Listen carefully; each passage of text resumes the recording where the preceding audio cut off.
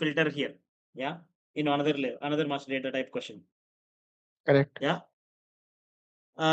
Is there a way that we can filter something within the same meaning?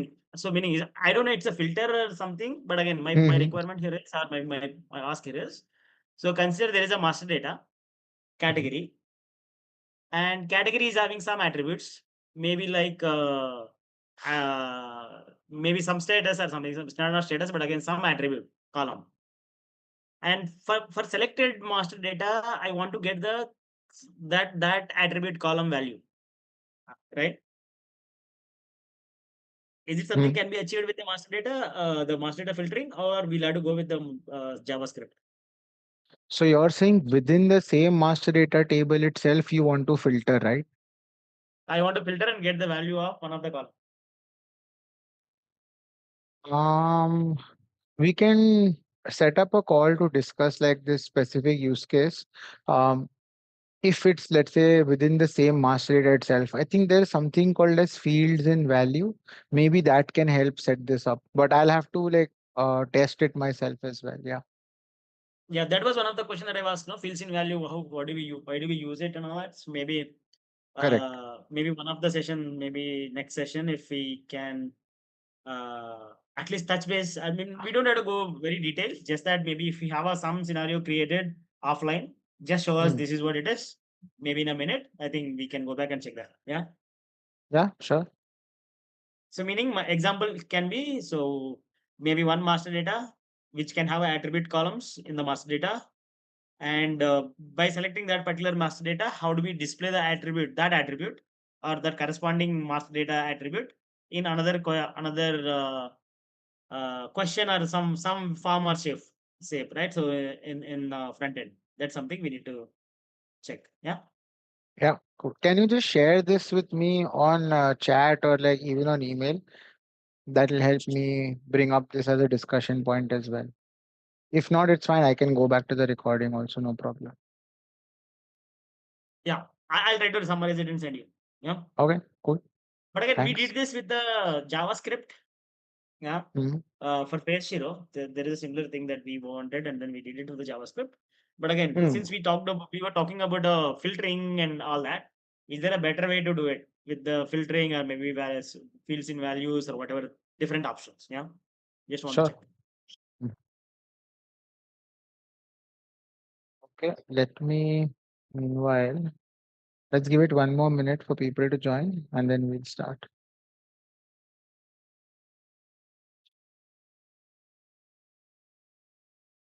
And bring up my screen.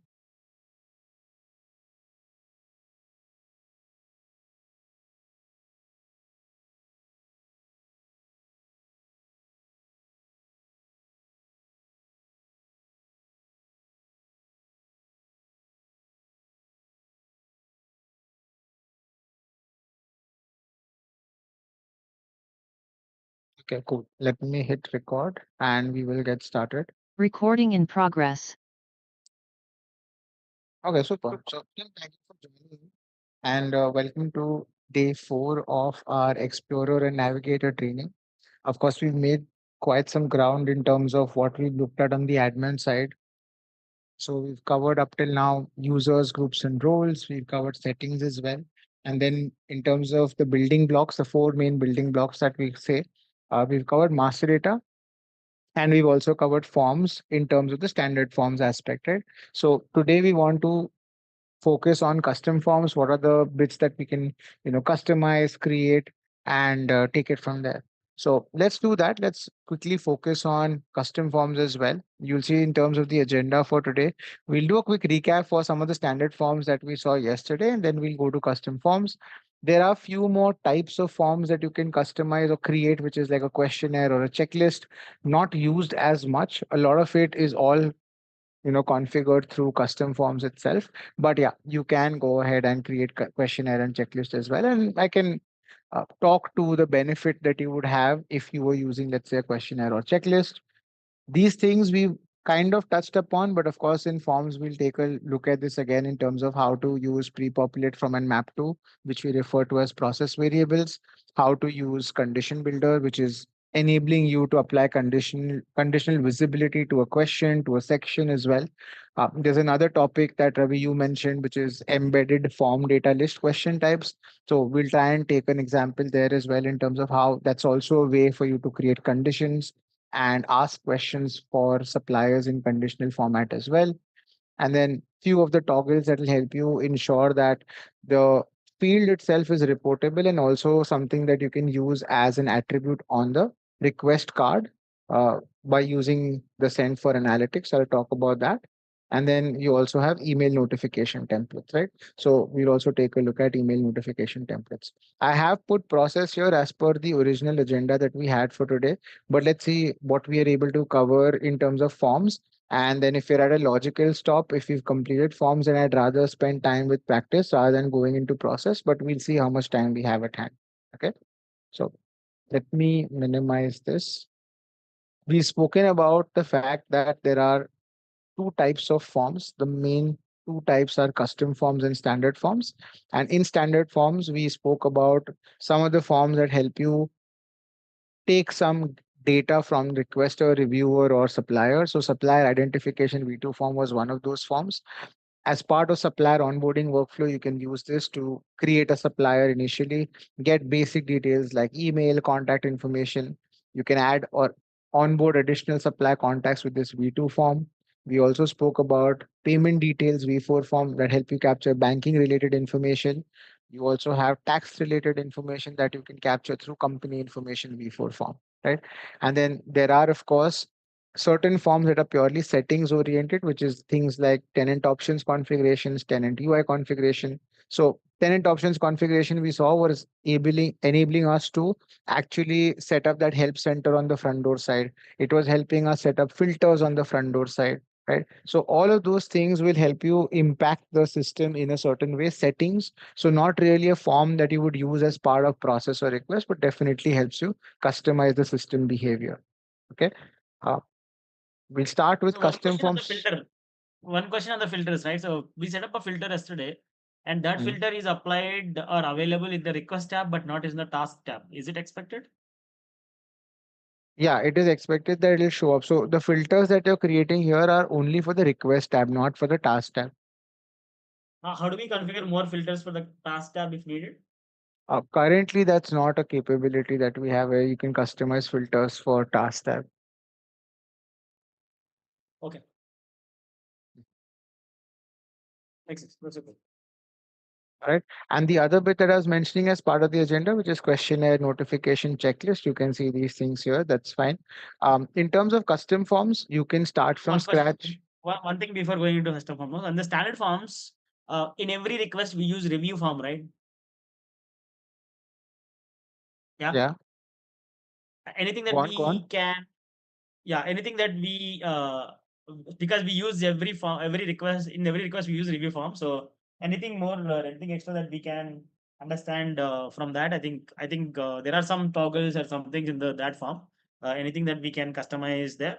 So for our Which learning form? purpose, Any specific review form. standard form you're talking about? Yeah, review. This Review one? form is a common in every request where at the end we see the review of the form process and all this, right? So Yeah. No, there aren't much settings here that you would customize. If it's like very obvious, right? So include forms in email. So this will help you include the forms in the email notification that goes out. But if you're customizing your email notification, then that's also fine. The other bit is hide estimated duration. So when we get to process, right, we'll see how we can for each task set up the process duration, like a task duration for it. Based on that, mm, the user gets an overall estimate of how many number of days it will take. So if you want to hide that estimated duration, you can hide that from here. okay. And this email template or include forms in email, what does it mean? Is it acknowledgement email or is it what does it mean? I think include forms in email. Which form that will include? Uh, Um, this will basically include the forms that are part of that process in the email. So it is a blanket yes or no in terms of including all the forms for which you've added that particular review form itself. But there is a better way now in terms of customizing it, wherein you can configure which form should go when you're either configuring your notification template or you're setting it at a task level. So you don't really need to control it from here.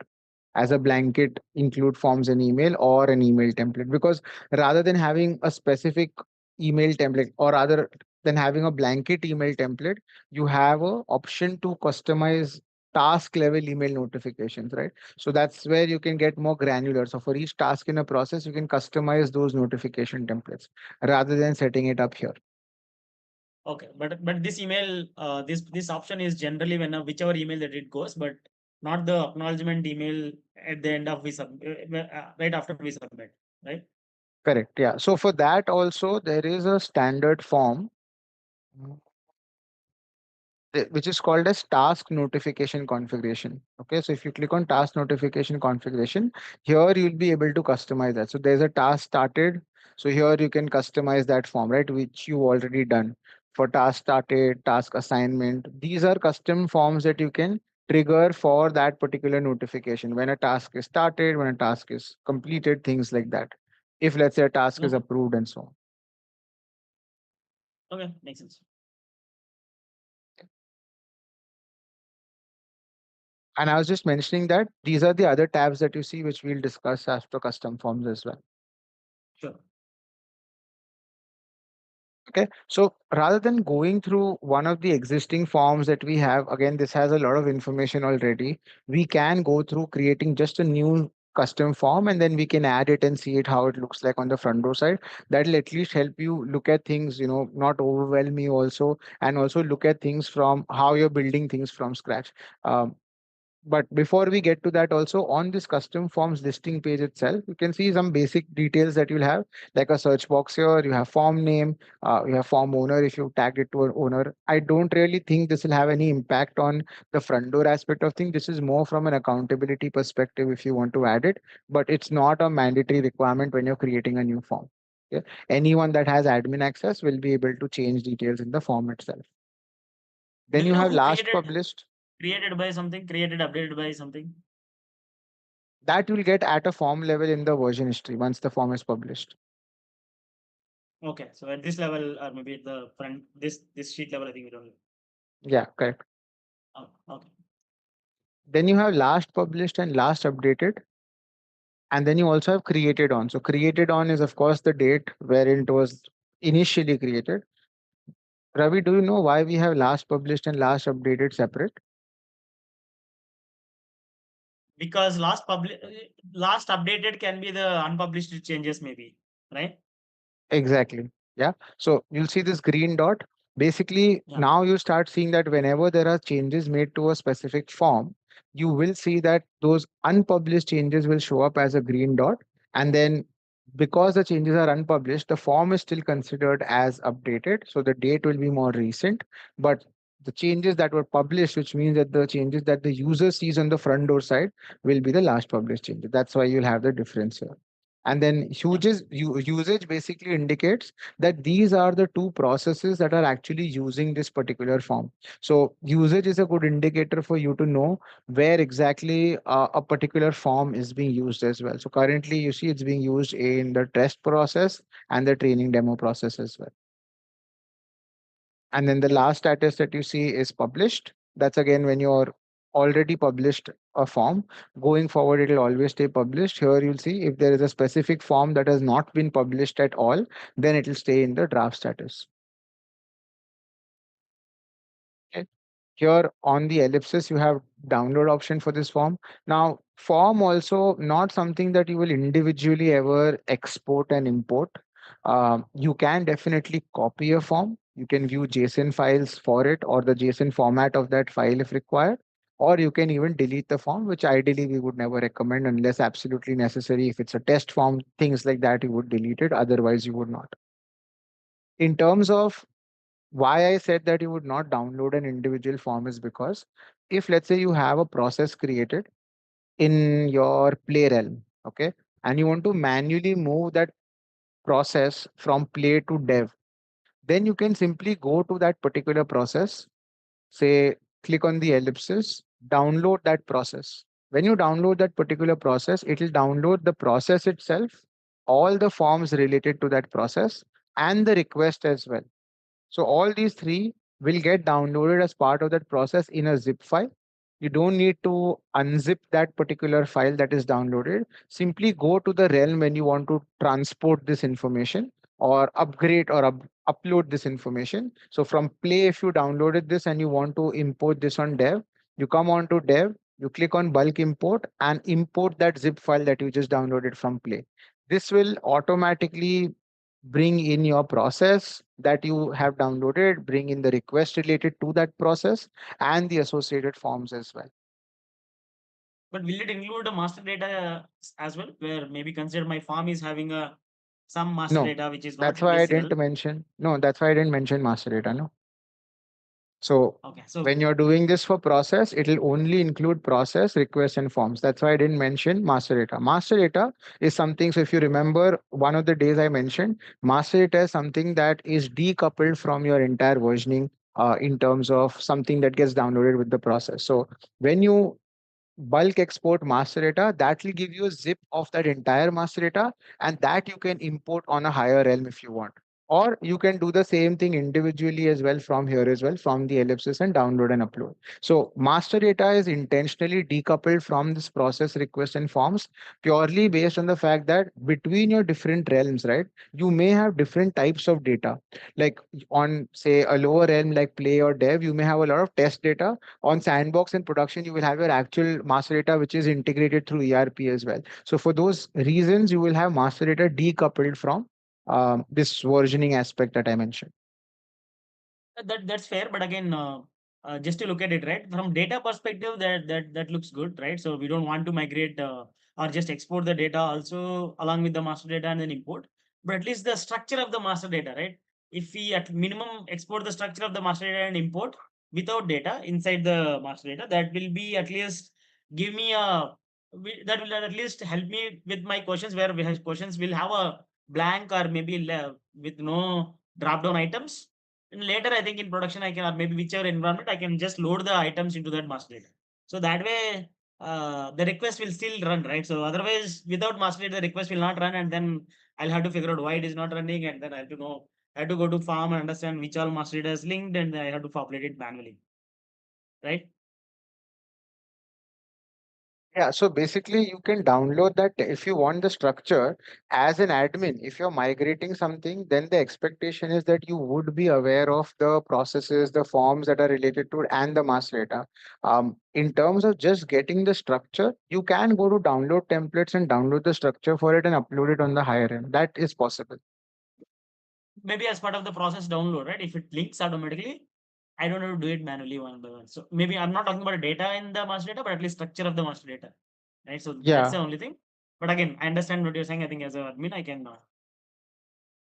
Yep. Okay. So moving on with custom forms, then let's start with adding a new custom form. Clicking on the plus icon here. Now you can enter your form name. So I'm just going to say intake form. It's a training demo. Okay. Let me just add my initials here. Description is optional. If you want, you can add this. I can say this is for capturing intake requirements. Type is something that you can choose while you're creating a form.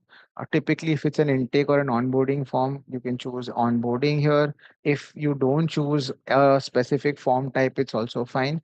The few form types that you need to keep in mind, one is, if you remember, we mentioned terms and conditions on, I think, day one, wherein if you have a form type which is terms and conditions, that is the form type that will come up when you're going through settings and you're setting up your terms and conditions notice for the users, right? So that's something that you need to keep in mind.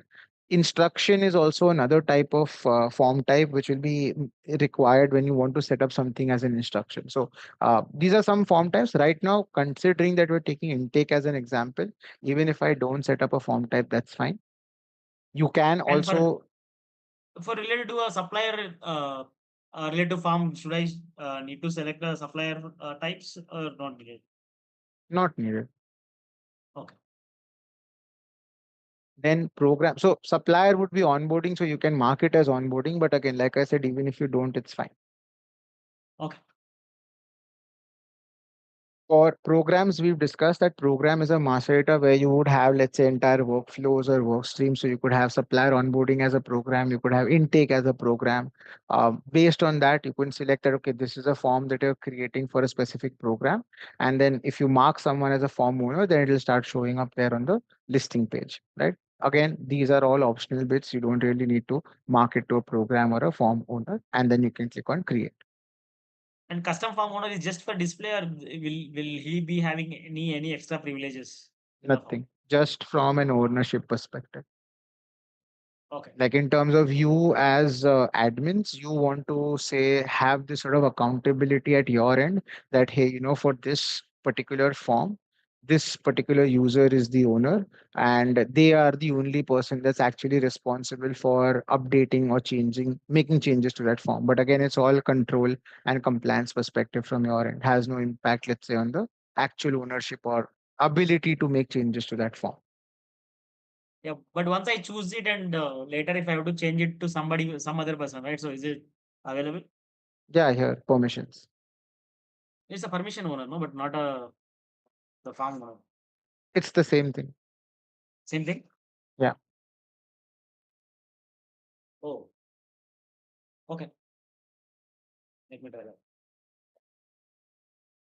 I would say that when you add your owner, you should see your owner here as well. That's the permissions, but again, maybe let me try with some form and then. Okay.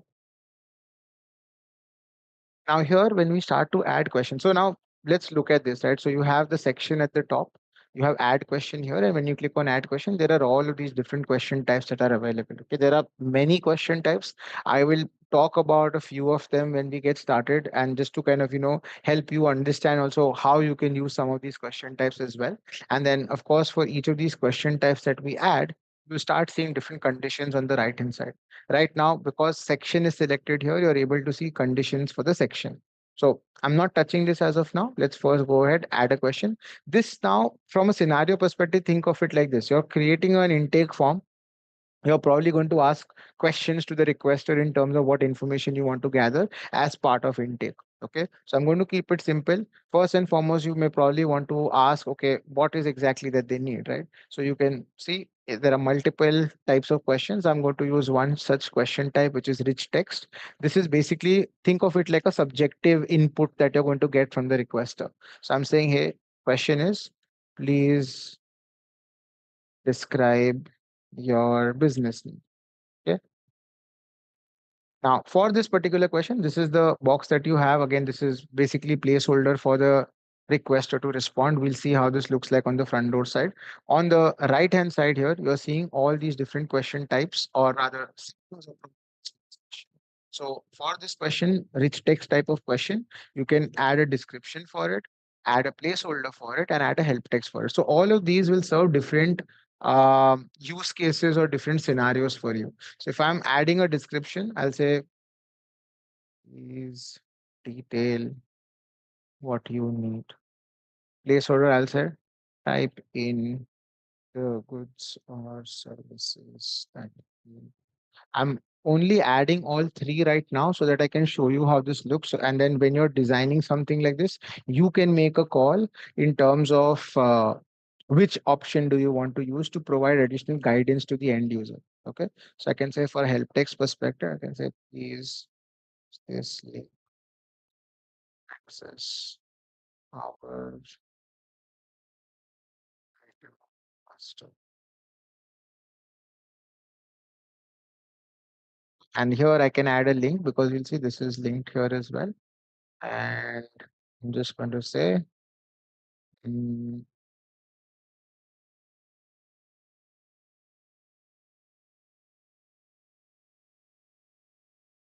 save it. And now, just by adding this one question, I can publish this. You will, of course, need to have your form as part of a process, and that process needs to have a request tag to it so that you're able to see this in the on the front door side as well. So what I will do is I will just continue to add that particular form in one of our existing processes that we've created, which is training demo.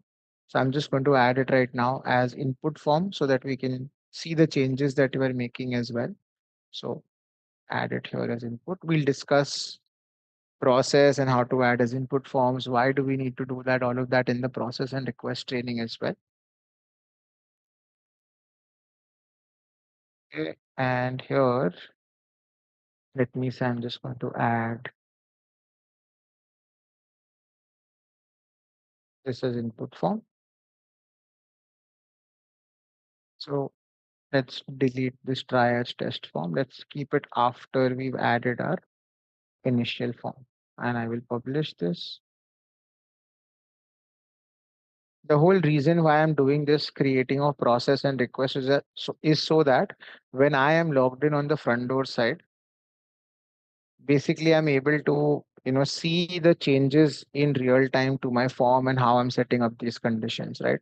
So for this intake process, now if I click on start new as a requester, I can see this is the question that I have.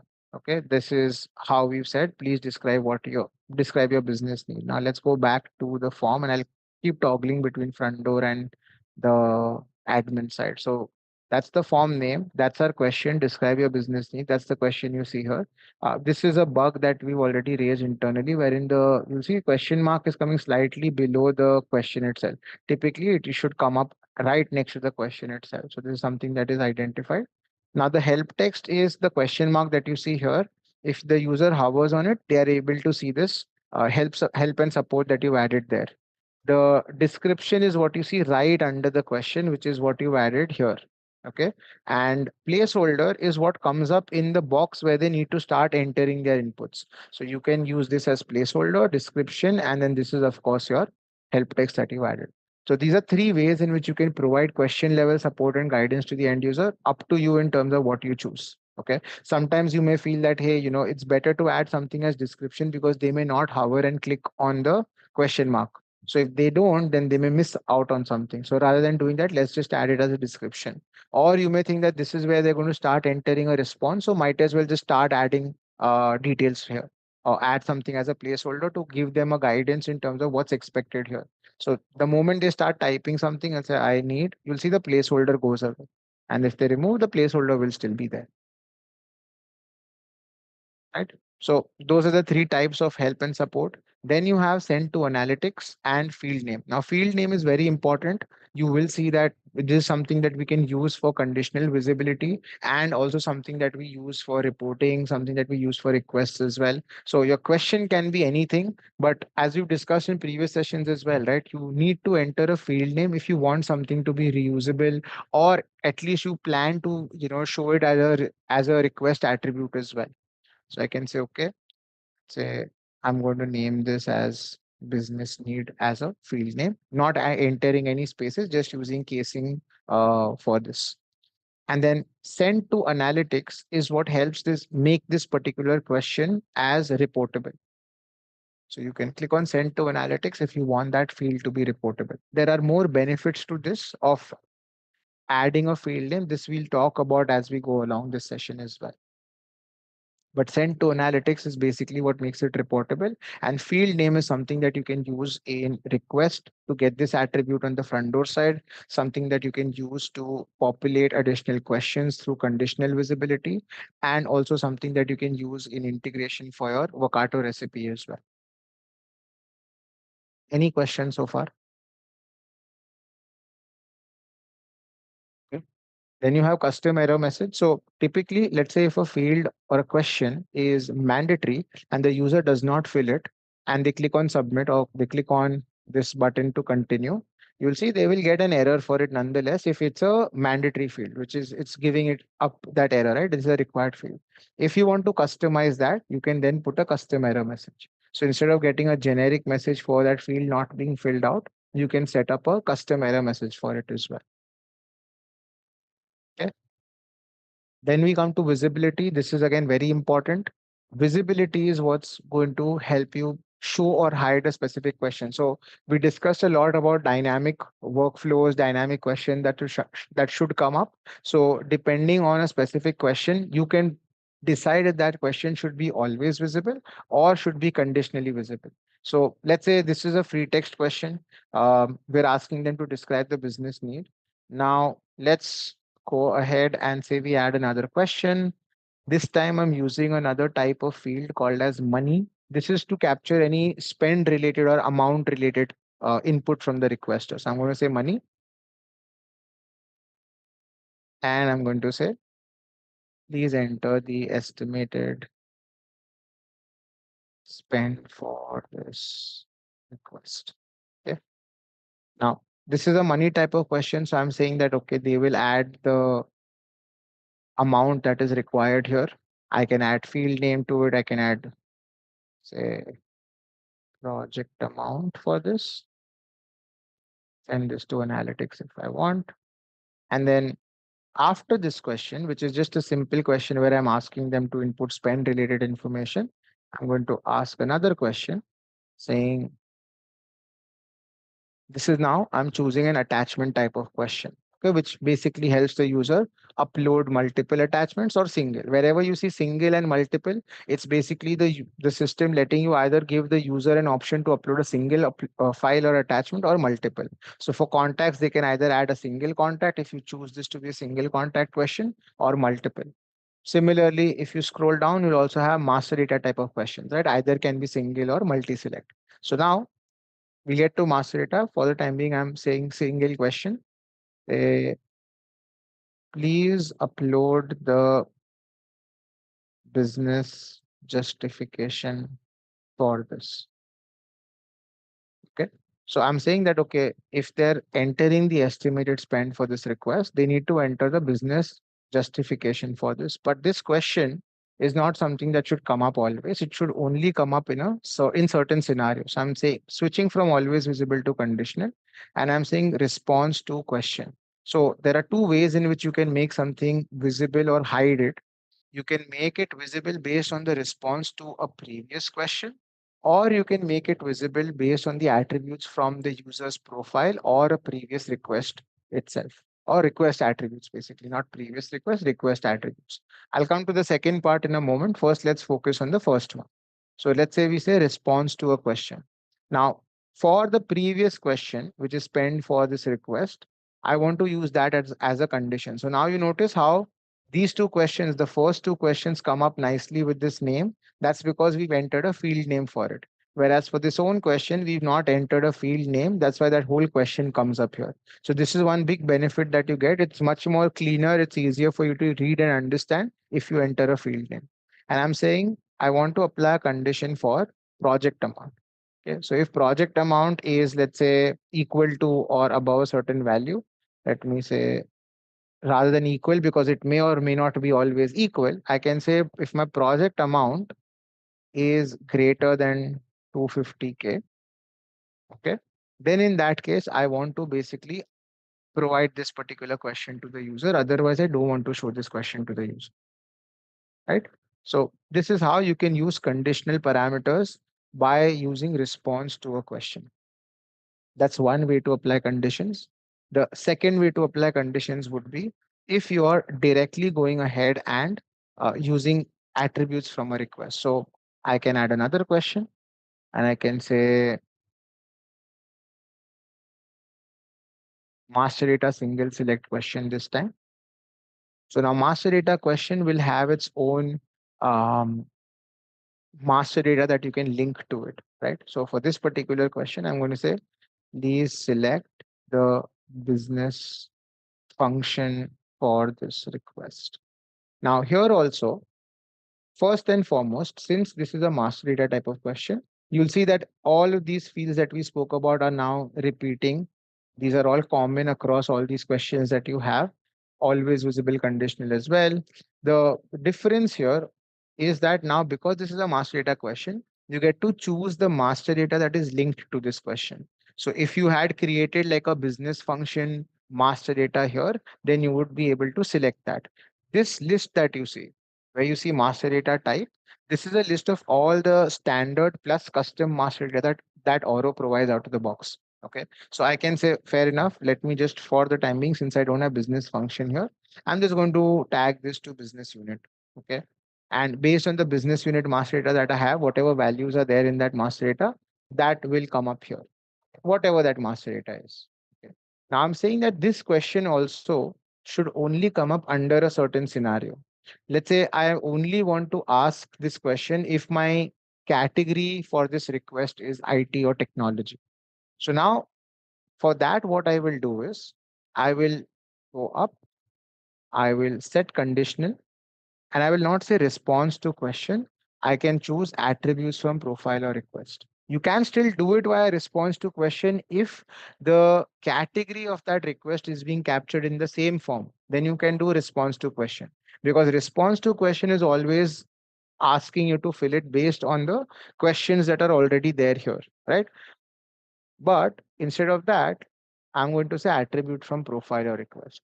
And here I'm going to say if the category for this request is, do we have something like technology? We have something like technology. So you can choose it at a parent level, or you can choose it at a level 2 or level 3 level, depending on how you want to set this up, depending on what your exact scenario is.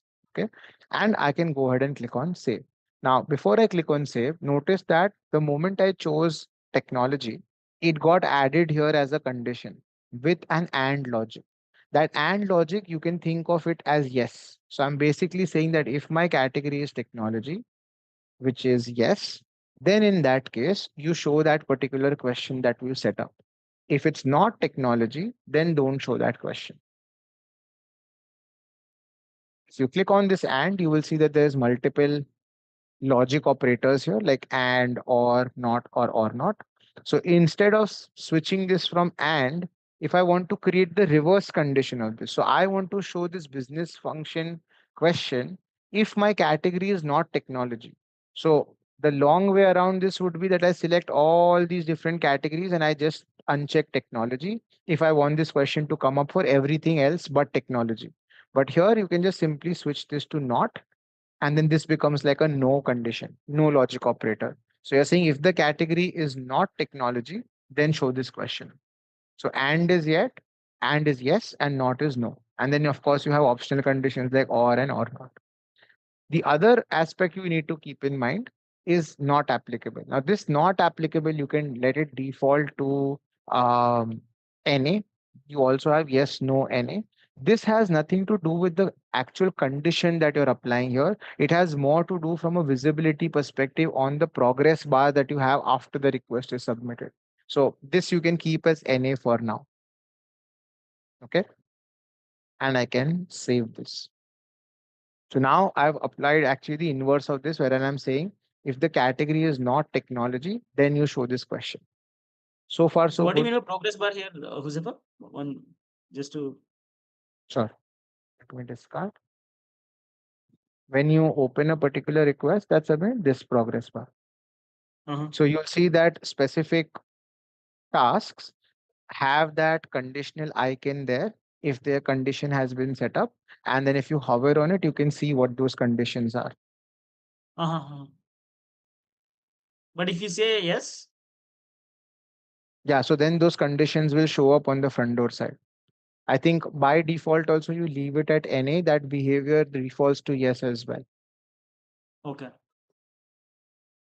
If you say no, it will not display in the task level, is it? Correct, yes. Okay. Okay, makes sense. Team, any other questions we have based on what we've covered so far? No, I think should be good as of now.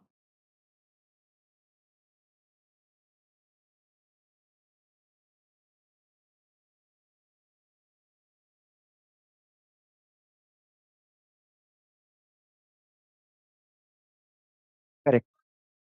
So good question. So now in this case, right, this should be a follow-up question as well for others as well. So now good question, because I've said that show this question if my category is not technology. But how does the system know for that request if my category is technology or not? So to achieve that particular scenario, like in this case itself, either this is not the first form that the requester is filling, in which case you have already figured out the category for this request and used this pre-populate from and map to map that category to the request. So pre-populate from and map to is the second important thing in a specific form that you have. So what you can do is, if you say add question and let's say master data question, typically you would not do this manually wherein you're asking the requester to select a category. But let's say for the sake of example right now, I'm going to say please select the category for this request. Okay. And then here I'm going to, since this is a master data type of question, need to scroll down, say master data, and I'm going to tag this to category. Now, once I've tagged this to category, the second important bit, so you will start seeing all the categories in the drop down here. This is your category master data. Now, what you need to do is say, go to pre-populate from and map to, and map this to a process variable. These process variables Oro provides out of the box. Some of these are already default like category, but you also have all these master data fields that we discussed yesterday. We can rename. So for now, I don't need to rename anything. I can just use the default category one. Now, when you are saying that the user will pick a category here and you're mapping it to a process variable, the system stores the value of what the user has selected for category in this category variable. Then when you apply this condition here, that if the category is not technology. So at this point in this category process variable, this category process variable and the category process variable that you select here are the same. So system has stored that value. And of course, the order of this question will be inverse. First, you will have this question come up. And typically, you want to have this come up in the follow-up form. So if you have this already available here, then you map it to category as a process variable, and then you use that either in the same form or typically you use it in a follow-up form that the requester fills out. That's how the system knows what the value for that category process variable is. Okay. Cool. So one difference that I've observed while using this conditionality, right? I think based on the questions or based on the variables of profile variables, I think if I use a question variable for the conditionality, it is dynamic. Yeah, the question visibility is dynamic. When I use attributes from profile as well as request, then the visibility is not dynamic. I have to refresh it to see, hide or show the questions. Correct. So that's why I mentioned that if you're using pre-populate from and map to, because attributes from profile or request are largely based on this pre-populate from and map to, right? So in that case, what happens is your data refresh happens when you move from one form to another. So, or right, let's say you save it, or like how you said, you manually refresh it, which you can't expect from a requester, right? They may not refresh it, they may just proceed. So if you're wanting something to dynamically populate in the same form, then you should use the response to question. If not, if it's one form that they're filling here and then eventually they'll click on next and go to the next form, then in that case you can use attributes from profile or request, because then the system automatically refreshes itself. Yeah. Make sense? Makes sense. Okay, super. Okay, so let me just quickly recap what I mentioned for pre-populate from and map to. So we've of course discussed the conditional aspect of things, two ways in which we can do that: response to question, which are basically questions in the form itself, and then you're using it, and then attributes from profile or request, which is we've seen request so far, which is if you click on it, you get all of these. You basically get this condition builder. This is something that's very important. This is something you will keep seeing across process and across request as well. Okay, so this, what you see here, is going to come up not just at a question level. So we call it condition builder because you're not only able to decide if the question should be conditionally visible or hidden, but you can even do this for that entire section. So assume that you had an IT questionnaire in this form. That IT questionnaire, you don't have to individually show or hide that entire section, or rather in each and every question. You can do it for that entire section as well. So what I can do is I can say, let's add a section. This section name I'm going to say is an IT questionnaire. And I'm going to say that this IT questionnaire itself should not be always visible. It should only be conditionally visible if the category for this request is technology, right?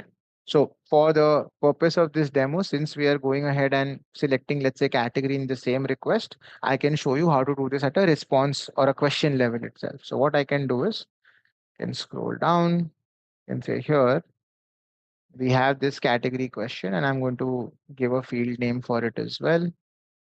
And let me move to business unit or business. Yeah, let's change this to business unit.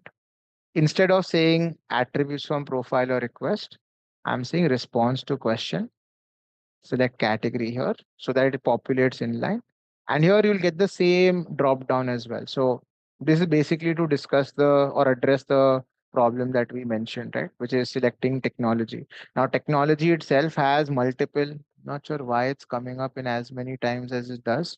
I think because it may be available or the embedding may have been generated multiple times. I will take a snapshot of this and I will check this. Give me 1 second. Yeah. So once you select technology here, typically it should come up once. You're then saying that, okay, even for this entire IT questionnaire section, now here you could have multiple questions. You could have one question, let's say, mm, let's take rich text for now. Say, detail the IT compliance aspect of this request. Yeah. Then you could have another question, again, attachment. Please to the IT review completion record for this request. Assuming that they need to complete this before they submit an IT specific request. So now there can be multiple questions. Rather than applying conditional visibility for each question, I'm just going to go to that section. I'm going to say conditional visibility. And within conditional visibility, I'm going to say edit condition. And this should only come up for not attributes, but response to question. And this should only come up if my category is technology, which is this particular technology category that I'm selecting. So now this entire section will dynamically show or hide based on the category that's selected here. Is there a way that I can put a character limit for the text, rich text, or maybe the whatever the text type questions that we are having? There are different types of questions. So text has a character limit, like a lower character limit compared to like a rich text option, but I don't think there is a character limit toggle here. Let me see. So maybe if my dependent system where I'm sending this data, right, with the Workato APIs or whatever. So if Hmm. that just holds 100 characters, but again here, if user enters a 150, if you're not limiting that, then the translation will have a problem. So maybe if there is an option to set Good a question. character. I think there is a way to limit it through standard form. Give me 1 second. I can check. If I don't find it, I will make a note of it and I'll get back to you. By the way, But what with you're seeing me yeah, do, so I'll just finish this. Basically, this AI assistant is a good way to kind of troubleshoot and see if you can find a form if you don't know which form you're looking at. We of course discussed some of the standard forms, but this is one way to uh, just search for what you are looking for. I'm just keeping it generic by saying character limit. It's a hit or miss at this point because there's something that is in development wherein Oro is in itself using some AI tool to kind of go through the each of these standard forms and it may suggest, okay, how are you able to apply character limit? Account assignment, company info. No, I don't think any of these forms will allow you to upload or mention a specific character limit. Even if it's company information, it may be specific to that. Yeah, these are just file size upload limits, which we've already discussed. So no, but I think there is one. I'll check. Ravi, you were asking another question as well. yeah, if it is at a tenant level, maybe it will not be right. Meaning maybe in one question, one form level for a particular question, character limit can be 50, and another same type of question, some other form level, the character limit can be 100, depending on where I'm sending that data to, right? and depending on the downstream system, maybe setting up that at a question level may be more helpful than from tenant level or question type level, right? Yeah, fair. For first, I need to check if it's even available at a tenant level. But yeah, I made a note of this question. Yeah, okay. Okay, cool. All right. So Okay, I was if it is available, maybe if we can we display that in the front end where when people typing it so that they know how many number of characters remaining and all that. So that's also very good information to show, mm, so that they know there is a limit and then you have this many number of characters to put something. Yeah. So, but again, let's check that and then if that is available, maybe if it is automatically coming, that's all good. Just adding. Yeah. mhm. Yeah. So first check I will have is if there is a character limit or not. If it's there, can it be customized or not based on ERP? And then Yeah. the other ways, if it can automatically suggest what the character limit is. The workaround to that. So if there is a character limit and if it is irrespective of whether it can be customized or not, at least even if it's not automatically suggesting it, the workaround right now I can suggest is it can be added as a placeholder or a description. But yeah, that's all after the fact that I've checked if there is a character limit or not. So that's something I made a note of.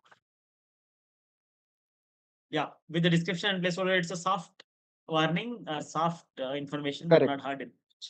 Okay. Yeah. Yeah. So hard limitation is if the product enforces that or not. No. Right, right. Oh, cool. Yeah. So going back here to IT questionnaire, and I'm again going back here and saying that, okay, this entire section should show up or not if, let's say, my category is selected as technology or not. Okay. Not sure why we added this text question. I think I was just, yeah, showing text as a option there. So some of the questions that we've added so far, right, like rich text, master data type of question, a lot of this is this was again the money type of question. This was also an attachment type of question that we added. So these are some of the commonly used question types that you'll see. If you go back here, so some other question types that I will call out. One is the address question. This is to capture any address specific inputs that you have. This will basically give like a locator kind of thing. You can test this when you're creating a form. Then you also have, yeah, attachment we discussed. Contact is pretty straightforward to capture contact related information. Date is for you to capture any sort of date related information. So this will give What is the a difference date picker. between the certification here? Certification also is attachment? No. Yeah, it's just classified differently based on your use case, but it'll work as a document uploader. Will it have any validations attached to this certificate or just as an attachment? You can add, I think, the expiry, I think, for that certificate. Let me see.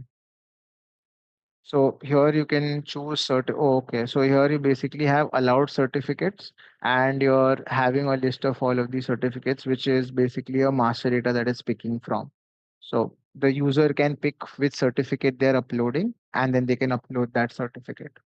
And you can Okay. then you reuse that as a process variable if you want. Yeah. Makes And sense. if it's not there, then you can also allow other as an option, which helps them pick any other certificate that we have. Makes sense.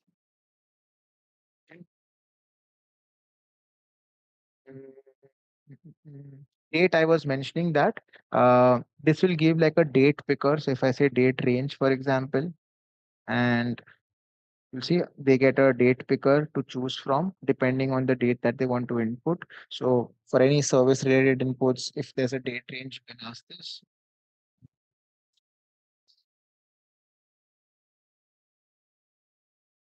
You also have document display and document type. So again, if you add document display,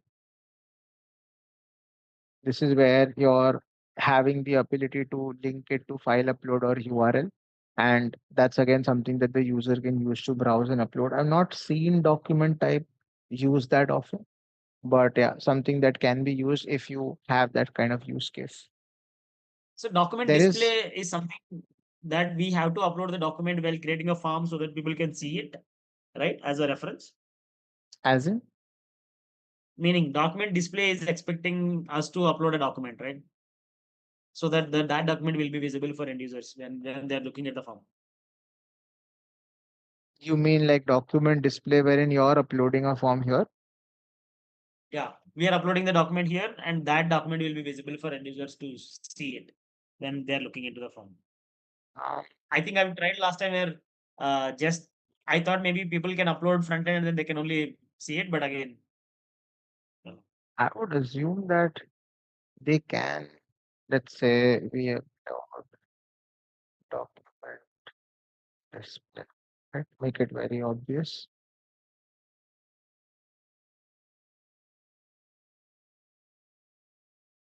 It's part section 2.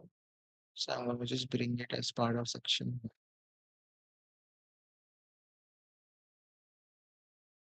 Okay. And let's go to the front door. Go to home.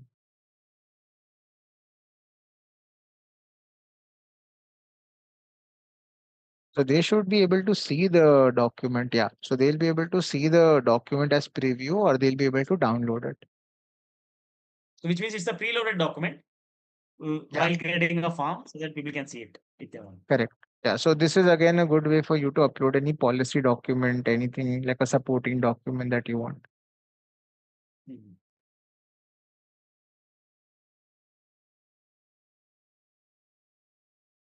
Let me add this. And form list is what I cover at the end because this has like multiple supporting configuration as well, and there is a specific use case for which you would create like a form data list question. Again, very powerful in terms of how you can customize things.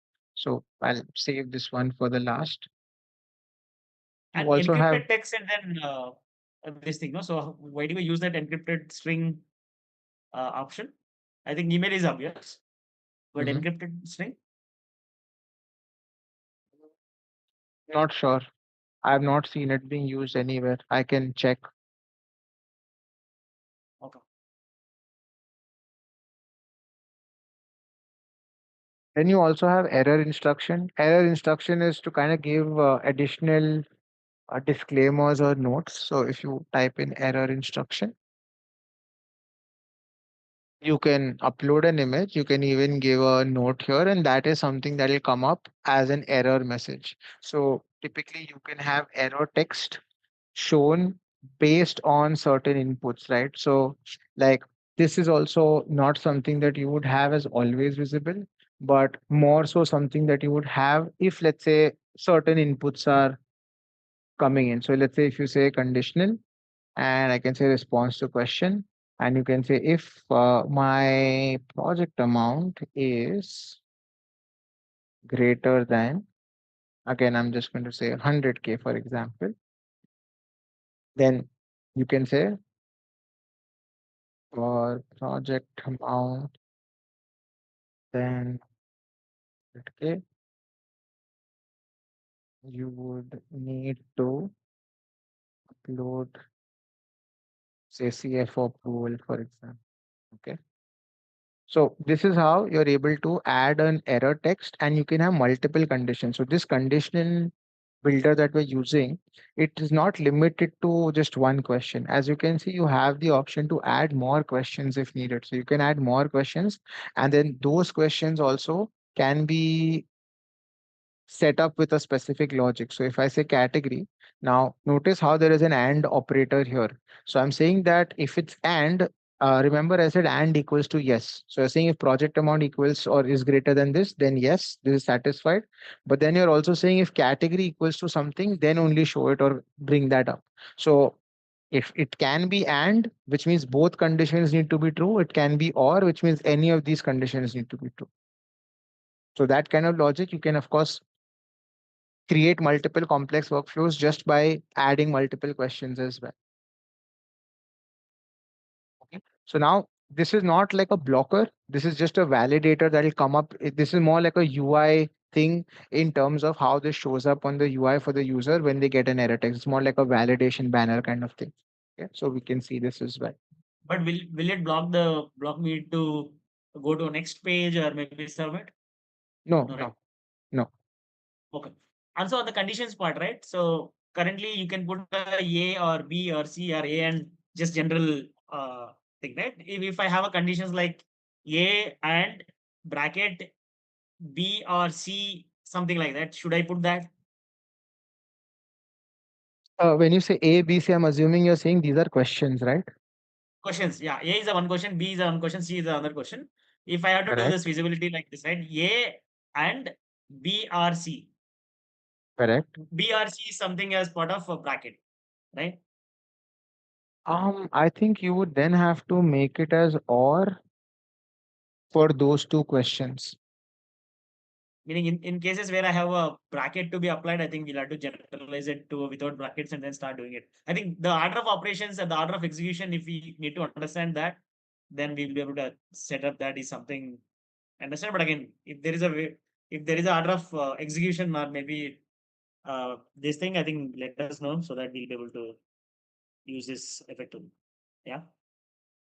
I didn't get your question. Like the last Meaning, part. I got the if I have bracket to, part. Hmm. yeah. So if I have to set up that bracket part without the brackets, but it still has to work the way that I wanted, then how is the system considering the multiple conditions, meaning the order of execution? Meaning if it is like a arithmetic execution that we have, no, where Hmm. the multiplication plus the division, all that, the BODMAS rule kind of a thing. If there is a rule Correct. that you have in the system where it takes and first or next, something like that, then we'll know the order of operands are this operators execution so that maybe we can set up that the bracket kind of a expression I also here don't without the think you brackets. can set up the bracket rule here. You can basically set it up at and or not level. So the bracket rule that you're saying, so you probably will need to test this where you're building it such that you have these kind of scenarios because you're not able to apply BODMAS rule here. It's basically and or. So the moment you put or, then that will be like that or condition, right? So I think test this in terms of that scenario that you would have where this is applicable, and then you can see how the system is basically throwing that error or throwing that question or either error text or any question for that matter on the front end. Yeah. Yeah, I'll test that. I think so because we've encountered this kind of a one visibility condition where I need to set up some complex visibility Correct. expression kind Correct. of a thing. But again, we Correct. are limited by not having that, and then trying to Hmm. see how do we set up. Yeah. I think then we may need to use a combination of questions, right? Wherein you break that question up into a initial question, which then triggers based on the response for that question. You'll have to trigger follow-up questions as well. Okay, But yeah, I makes sense. think we're getting into too much specific. But yeah, we can discuss Yeah, this. Yeah. sure. Mhm. Yeah, cool. I've not discussed some of these settings here so far. We'll come to that. Let's just quickly go through some of the other question types. I think I'm just going to call out some additional question The- types. There is also legal document draft and legal document signed. Okay. So legal document, like this is also basically an attachment type of question itself, but how this it differentiates from your single or multiple attachments or any of these other document questions is this is typically used when you're doing contract onboarding. So if you have a contract which is going to go through redlining, through negotiation, etc., and you know that when your user is uploading, it could be legal, it could be business user or supplier. When they're uploading these documents, then it'll capture the version of the document. So there'll be like a version control for the same attachment that's being uploaded over a period of time through, let's say, the different parts in the process itself. So then you can have your legal document draft, and the signed aspect will come into picture when, let's say, you have your redlining completed as per the contract flow, and then the signed document is what is going to be sent for signature. Then you can have DocuSign sent for signing, and then the contract can be signed and executed in the system. But is there a tight control where draft can't be sent to a signed DocuSign link, just only signed one, Yeah, signed only the format? signed. Yeah, correct. Yes. Okay. Okay, that will be a good control so that if draft one is linked to a DocuSign and then which is not actually refined, then yeah, so maybe this that can be a good control. Mhm. Also the You farm also data, have, no?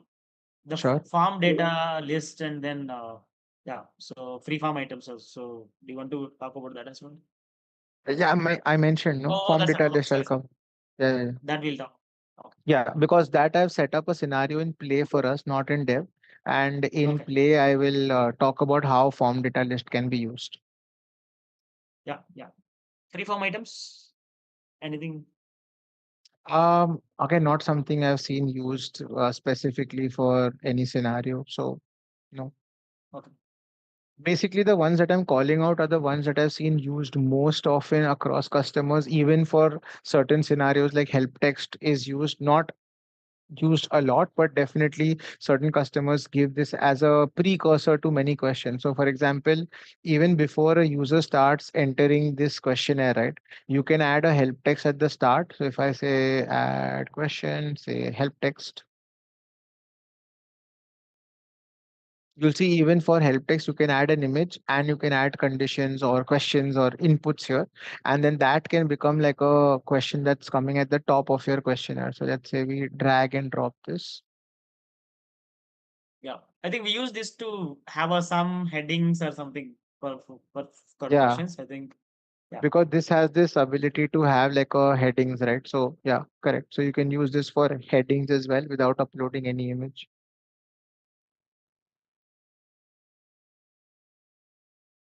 Okay. Let me delete this for now.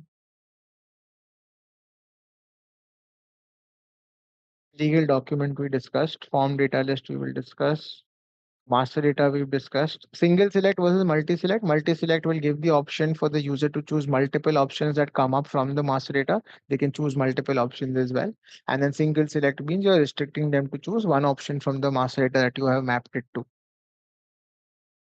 On the line Okay. item, select single and multi-select. No, I've seen there are a lot of enhancements came in the recent releases, right? Recent last few months releases. I think any use cases that we think we use this. For intake, you can. For intake, this will be helpful when you want the. So either you're giving the opportunity to the user to enter line items manually, or if your intake flow is set up in a manner wherein you're doing some sort of document extraction, they are uploading a quote or an SOW, and then from there you're extracting the items and then mapping them to line items already in this questionnaire. Definitely, line items is something that will be very useful.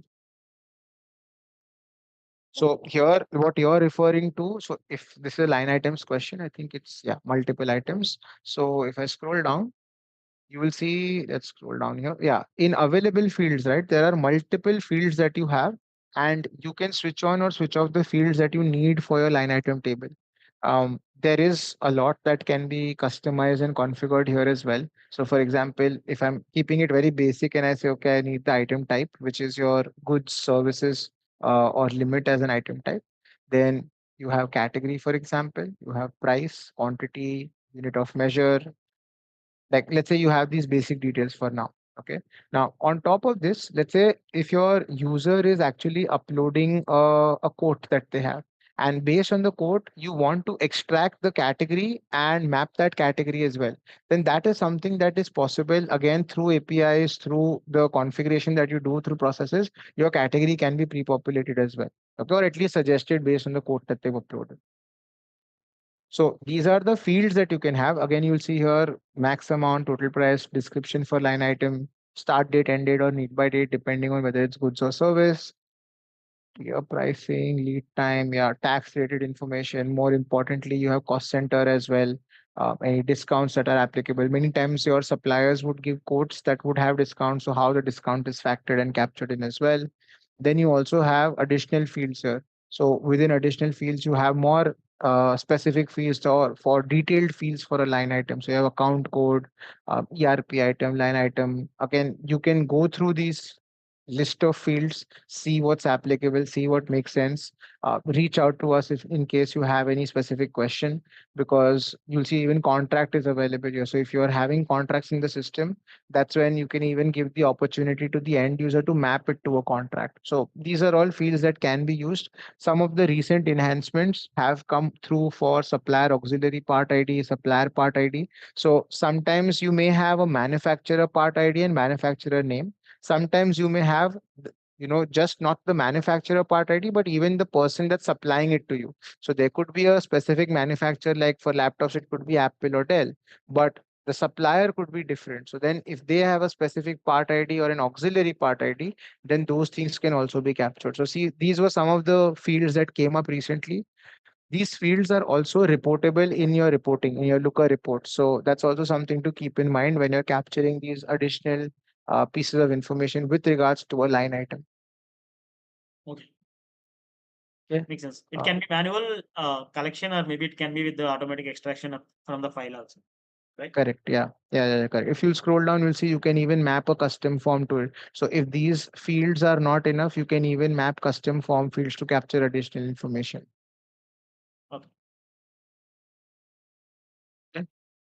Makes sense. All right. Let me I will look at these fields and let me scroll down here. So line item to money. Multi-choice, pretty obvious, I would say. Definitely used quite a lot. Multi-choice radio with justification will have the additional justification bit.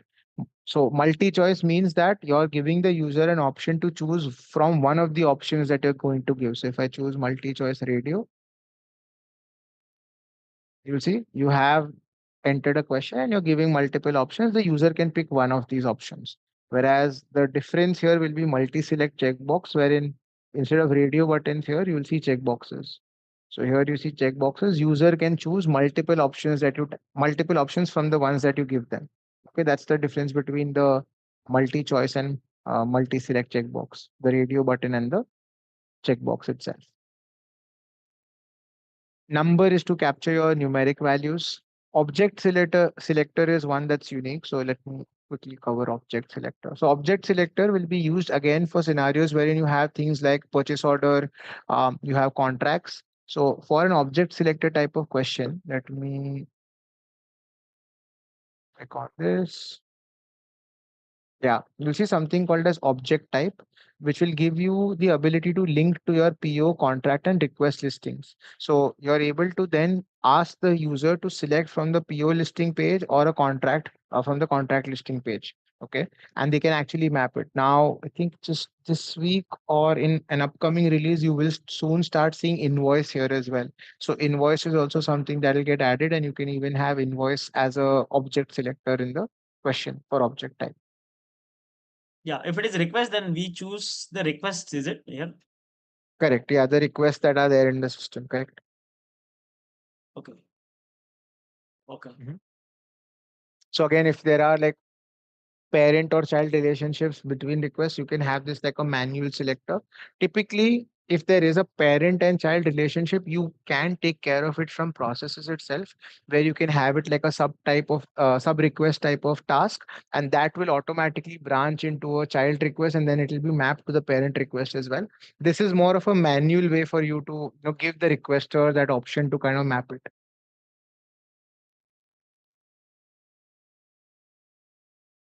Yeah. For number format, is there a way that I can have some validation check that I can put where people shouldn't enter zero, or maybe shouldn't enter minus ones or something, negative numbers or something? For the numeric question, you're saying? Yeah. Let me Because I check think here. we've used a numeric for budget in the phase zero, but again, okay, with the minimum, Yeah, maximum. Okay. minimum, maximum number you can give. Okay. Yeah, because we didn't put that condition, and then people can put any number, maximum billions also, trillions also, and then negative numbers also. So maybe we'll try to add this. Yeah. Thank you. Thanks for this.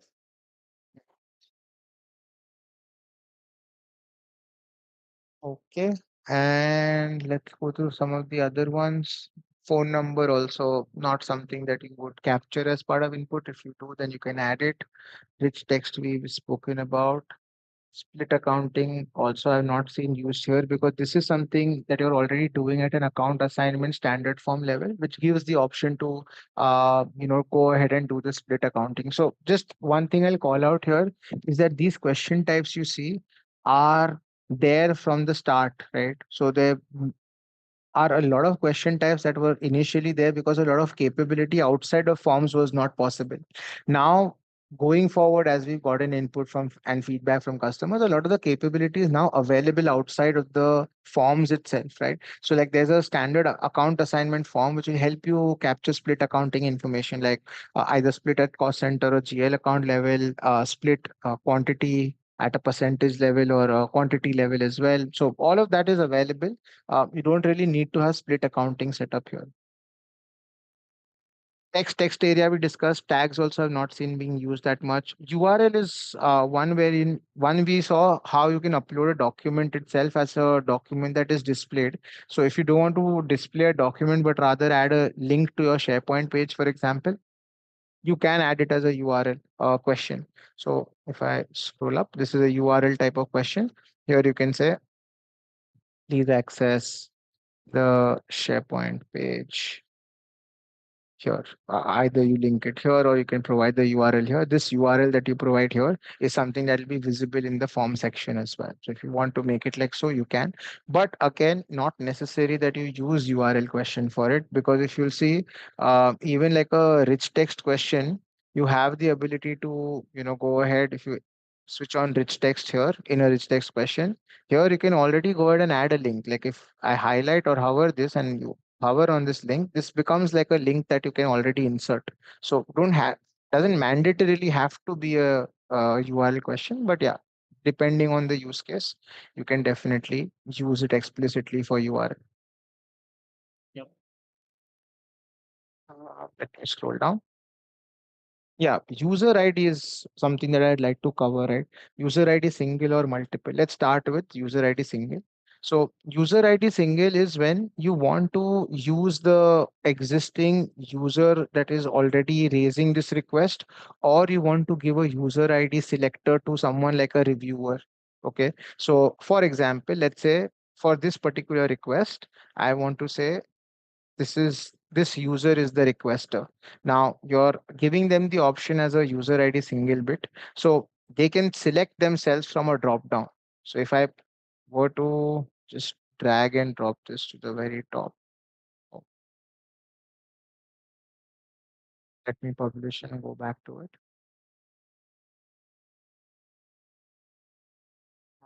Let's delete some of these questions that we just added as blanks. Clean this up a bit.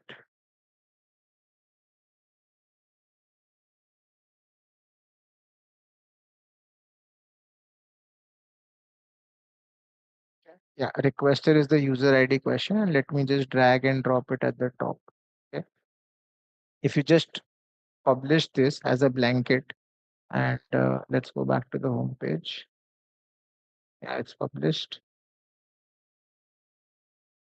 So you will see the requester question is a user selector by default. I can search for a user. I know admin is a user. It's basically going to fetch across all users, right? So if there are any users in the system, let's say, let me see if Eugene's account is created. No, Ravi, I'm assuming you're there. So yeah, you see how I can see the users in the list. But typically, why would you ask a requester to select themselves? So you can default this to the user that's filling it out. So if you go back to the request, for this question, you selected the right question type. You can scroll down and you see this user selection from. This again gives you more options from where they can pick a user. Okay, this is very powerful in terms of how you design forms.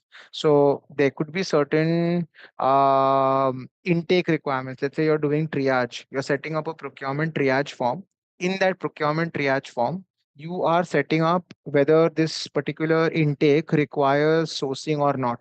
Okay. And if you're saying that, okay, if it does require sourcing, then who is actually going to conduct the sourcing? So this can easily become something like who select the user or the group that's going to conduct the sourcing. Now you could say that, okay, Goldman Sachs is going to conduct the sourcing, or some third party that you have contracted is going to conduct the sourcing. Or within Goldman Sachs itself, it could be two different teams that would do the sourcing. So you can then have a user group field, which will then give you a drop down for all the groups that you have in the system, right? And then the user that's filling out this form, which is not really a requester, it could very well be a procurement triage team. They would then choose which group is going to actually perform this option or perform the sourcing for it, right? This is one way of using this user ID question. Notice how there's also something called as functional team matrix, which we've discussed. There's also task workstream, which is now an option. So if this was a task that was tagged to procurement team, then they would be able to choose from their team, from procurement team, who's actually going to be able to action on this. So then the list would automatically filter to every member of the procurement team or every member of that particular procurement team. So instead of giving them a generic group or a generic list of users, which these options will help you do, you are then restricting them to specific tasks or work streams itself, or specific functional team matrix as well. Is functional team matrix the same as a functional role matrix or something Yeah, yeah, different? same. It's just the Okay. naming convention is slightly different in master data versus where you use it as process or form, but it's the same. Okay. Okay. And now in this case, coming back to our core example, requester, this is where you're basically saying that I don't need the user to select it, but I can pre-populate from and map it to the default requester because the system already knows who the requester is. So there is something called as requester as a process variable. So you can say requester read only, and this will automatically bring in the name and email ID of the requester. And because this is not something that you want the user to change, you can even make it read only. Okay. So that way the field will be visible, but they will not be able to change or edit it. So if we publish this right now, you'll see how this changes on the front door side.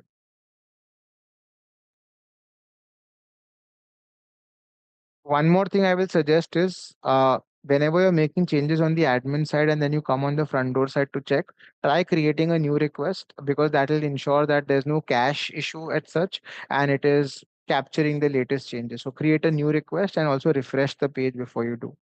Okay, now you see here requester that is already defaulting to Oro admin because I'm logged in as the Oro admin and I get the email. This is just having my name because I'm logged in as a Oro personnel, not as the actual GS user. When you log in here, you would see your name, your email, and the email here as well. You wouldn't see this.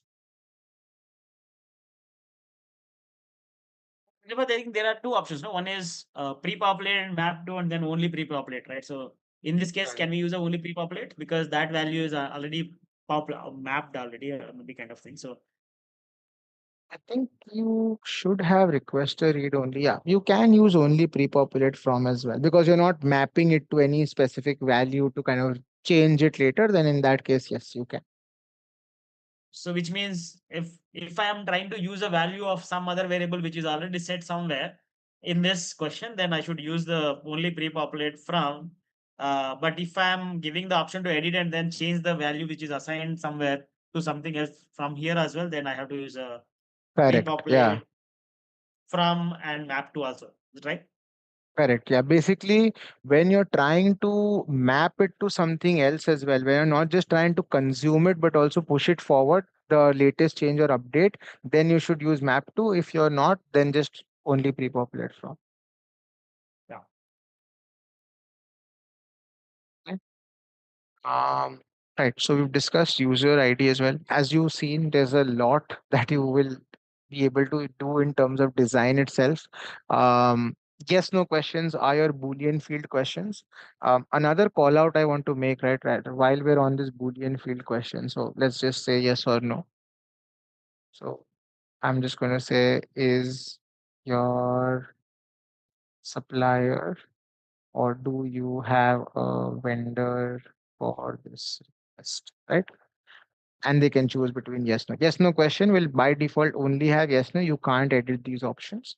um, bit I want to call out is the pre-populate from and map to. So now here you will see if I scroll down, we'll start to see the Boolean fields.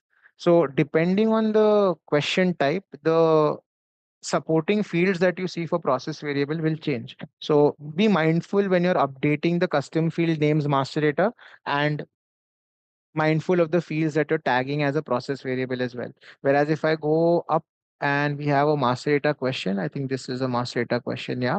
And I go to pre-populate from and map to, and if I remove this and I go back here, you'll see a lot of custom master data 1, 10, 11, 12, and then 2, 21, 22, and so on. So each of these question types also have associated process variables linked to it. All you need to do is pick the right question that you have, and then process variables are of course available for you to choose from. Okay, now the bit that I want to come to is form data list. Any other questions before we move to form data list? For text type of questions, right? There is a regex, regular expression, something regex that is available. So what do we, how do we use it, or why do we use it? That I'm assuming is something that we'll cover in JavaScript, the regex and even the simplify aspect of things. This will, because even for the regex, you can use the simplify for generating that. So I think something we will cover in JavaScript session. Okay. Okay. Any other questions from anyone else? No. All right. And one call out, but again, maybe let me know if it is not right. So if it is a farm or field, so the field names are the questions that we are having in this form will be used only at this question level, at this form level, and the data, the field names will not go across forms, right? Meaning I can't use this field name in other form to do the filtering or and all that, right? That's a right understanding, right? This let's come back to this question when we've seen, because I what I understood is you're saying if we can use a specific field or not, right? Maybe creating a question in the form one with the field name as A, and Uh, can I use a field name, meaning can I use a field name A answers or responses for the form two question B for the visibility purpose? So maybe the field names will not go across forms if I have to get the value of that for visibility or something else. Is right? let's yeah, I'm not 100% on the use case that you have, but let's try and look at form data list and maybe this helps and then we can come back to this. Yeah. Okay, so in forms, we've seen that we have something called as form data list as a question type. Okay. So the whole purpose of having something called as form data list is the ability for you to use uh, the same form to drive multiple conditions. So you've already seen that you have this condition builder available for either at a section level or at a question level. You will see in future as you go through process and request that it's available at process and request level as well. So if say for example, assume this scenario, okay, you're doing supplier onboarding.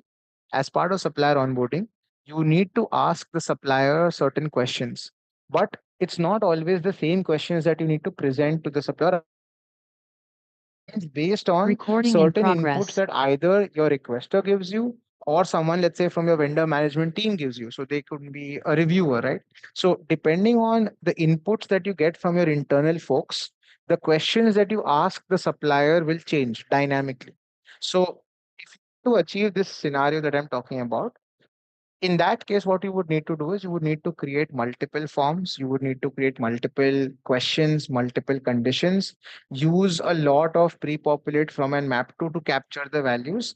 And then at a process level and request level, decide if a form should be presented to the supplier or not. So if I go to process, and let's say this is a very basic onboarding process. Okay. And this is a document collection task, which basically means that I want to collect some information from the supplier.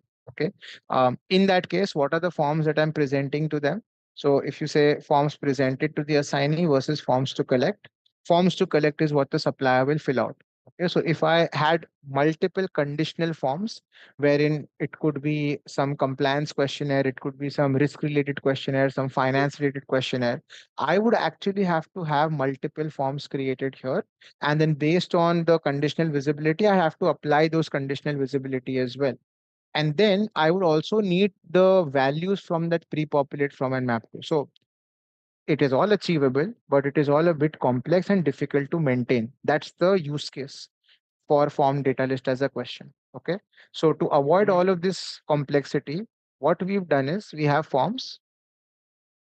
This also requires you to have a setup of at least 3 forms. Okay, and then you can use one of the forms as the main form and then keep adding. We'll discuss that as we go along. So basically, using three forms, you can now combine multiple forms and dynamically show or hide them from a supplier standpoint. So first and foremost, what you'll need to do is, and feel free to stop me at any point of time, right? So first and foremost, use case is clear, and the what we're trying to achieve is clear. Any questions on that? No, that's clear. Super. So now let's say we have one questionnaire, okay, which is data handling and financial questionnaire. This is the questions that your internal users need to fill out. Now, this is just one form. You can have multiple forms that internal users also need to fill out. So you basically set up some yes no questions, some multi-choice questions or multi-choice radio button questions, where the first question I'm asking is, will the supplier handle personally identifiable information? And second is, what's the financial risk level for the supplier? Okay. When you set up these questions, one thing that you need to keep in mind is that you need to have a field name for it, and you need to send this to analytics so that you are able to use this in condition and reporting as well. Field name is mandatory. Send to analytics is not mandatory. Field name is mandatory because uh, you will use it for your conditional applicability as well. So you set up your questions that the internal users will fill out, and you give each question a field name. Okay, as simple as that. We've already gone through all of these different types of questions you can add. That's it. That's the first form that you're creating. Now, the second form that you create. So this form, let's, for the sake of this demonstration that we're going through, let's call it the source form. Okay, so you created the source form, which is the source of questions that your internal users will fill out. After you created that, then you create like a container form, okay, which is this requester or reviewer input form. Why am I calling it a container form? Because this will only contain different forms that you are creating for the requester or reviewer to fill out. It doesn't have to be one form, it can be five different forms that they can fill out. So this is actually going to be the form that you present to the reviewer, to the requester, whoever, right? This is the form that you'll present. The first form that we just saw, which let me duplicate here and keep it open, that's not the form that you will actually present to the users. This form that we saw is the one that you will present. And for this form, you basically need to now create a bridge between this form and the source form that you created. How will you do that? You create a question.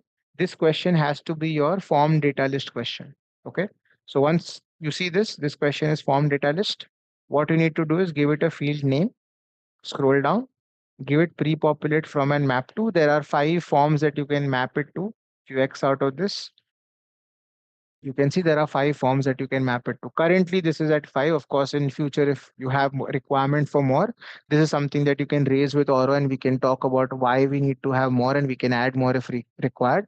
But even in one form, you can have infinite sections, right? So it's really something that we've capped at five for now. But you can, of course, add up to five. So what we've done is we've added a form data list question, added a form data list one field name, added pre-populate form and map to. And then if we scroll down, here you're linking your source form. So the first form that we created. Like this, if you have multiple forms, you can keep adding form data list question and pre-populating it to other second, third, fourth process variable, and then adding the or linking the custom form. Only one form can be linked for a custom form because of course, right? You're linking one whole question to one whole form. So far, so good. Yeah. So which means one question can be linked to only one. We link to one form, and which means only one variable can be used for free populate there. Correct. Which means total five questions are supported for now to Five hold forms. five. Okay. Correct. Correct. Okay. Okay. So now, and then of course, in that one form, as I said, you could have multiple sections, right? So five forms is five forms, but think of it like the forms in itself can have multiple sections. So, okay. So we've created the source form, which is this one. We've now created the container form, which is this, which will have multiple forms also if needed. For now, we have just put one form. Okay. And now we need to create the third form, which let's call it the target form. Why am I calling it the target form? Because that form is basically the form that I want the supplier to fill out based on the inputs that I'm receiving for these forms. So if somebody says that yes, supplier will handle the PII information, then I need to ask them some questions to the supplier. If the internal assessment for that supplier is that the financial risk level is high, then I need to ask them additional follow-up questions. Okay. So the third form that I mentioned, which is the target form, will be controlled. Like the questions in that target form will be controlled based on the inputs that we've gotten across these forms. Okay. So this supplier information form that you see is the target form that I have. So that's the supplier questionnaire. Now, this is where the first thing you do is you don't really add these questions. First thing you should do is add your form data list question. This question, think of it as a bridge between what you created so far. So again, it's a form data list question. You scroll down, it's mapped to the same process data, pre-populate and map to a process variable, form free form list one, and it's mapped to the same custom form. So now that you've The first one. created this, the first one, correct? This is the source form that we said, right? Right. So now you've created this bridge as well. What you need to now do is, let's say this question, please detail, and again, this is being filled out by who? The supplier. So we are saying that, hey, please detail the PII that you collect and who has access to it. This is one question. Second question is for financial risk. So I'm saying this question should only come up if within, now this is where the conditional visibility comes through. If for that form data list, the question supplier PII is yes, which means for this form, which the requester reviewer filled out, which is this form, which is basically this first form, if for this the requester or reviewer has said yes, then the supplier needs to basically go ahead and answer this question. If not, this question will get skipped. Now, just take it a few steps back. So far, what we saw in terms of conditional matrix is I mentioned that when you're applying a conditional visibility aspect, you can only apply conditional visibility aspect for response to question for questions that are in that same form. Okay. With form data list, you are able to defy that. You're able to then jump into another form using this bridge that you've created, which is this one. And once you create that bridge, here you're seeing the questions that were created in the source form. Yeah. Make sense? Yeah. So now when you publish this and you'll see the result on the front door side, let's say this is a request, like I'm acting as a requester right now, and I'm onboarding a supplier, let's say Infosys. Okay, this is the SIV2 form that you're seeing. And let's say I'm going to add a new supplier, Jane Doe, enter a dummy email. Yeah, let me add the country for this. Save this. Order matches, continue. Yeah, now this is the form that I'm filling out. Will the supplier handle PII? Let's say they will handle PII. Is the risk assessment, now all of this can of course be pre-populated. There will be a lot of risk assessment that you can conduct for, but let's say the risk for now is low and I'm going to continue. Okay, I can submit. As per my process flow, this request is first going to the reviewer. Okay, which is vendor manager review. I'm acting as the reviewer myself right now. You can, of course, map the response here as well. Right now, it's not mapped, so it's something that I'm adding again. But I'm saying again the same bit. PII is filled out. Supplier will handle PII, and the risk is low, and I will submit task. So now what should happen is when this goes to the supplier for document collection, and I view details, and right now I'm acting on behalf of the supplier. So I'm going to fill out forms on behalf of the supplier. I'm saying supplier is out of office, which is why I'm filling this out. So supplier, when they fill out the form, should only see the questionnaire for PII. They are not seeing the questionnaire for financial risk and assessment, financial and risk assessment. Why? Because for this question, we have said that only if the financial risk level is high, then you bring this up. If it's not high, then don't bring that question up, which is why you're seeing only the supplier questionnaire, right? Now, had I, or if I go back, let's say this is the request I raised. I'm just going to resubmit this request with different responses. So I'm going to say, okay, risk is now high instead of low. Continue and continue. Say test, active engagement. Yeah, acting as the reviewer again. Like I said, this can default the reviewer. We'll change this to high. Now, when the supplier sees these details, they should see both the questions. Yeah.